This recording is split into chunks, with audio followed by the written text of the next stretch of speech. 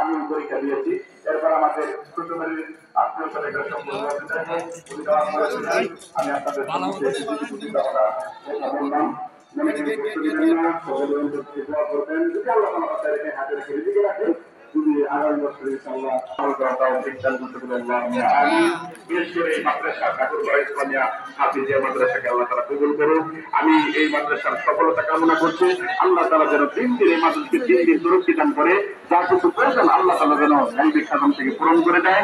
এই মাদ্রাসার প্রতিটি ছাত্র শিক্ষক যারা আছে এলাকাবাসী সকলকে যেন আল্লাহ তাআলা এই মাদ্রাসাকে দিনের মার্কা হিসাবে মঞ্জুর করে দেয়। সকল ভাইকে আল্লাহ তাআলা কবুল করে নেয়। আমরা আবার বিদায় নিচ্ছি।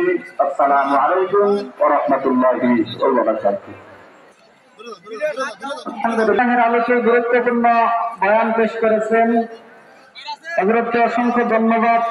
আল্লাহ পাক যেন তাকে দিনের খেদমত এর চেয়ে আরো বেশি করার তৌফিক দান করে, সকলে বলেন আমিন।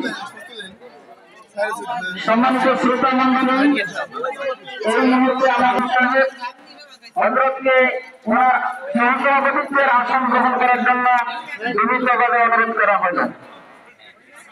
সম্মানিত শ্রোতা মণ্ডলী, থেকে দিনের মাহফিল, কোরআনের মাহফিল, জান্নাতের বাগানে আদবের সঙ্গে অল্প সময় বসে পড়ুন।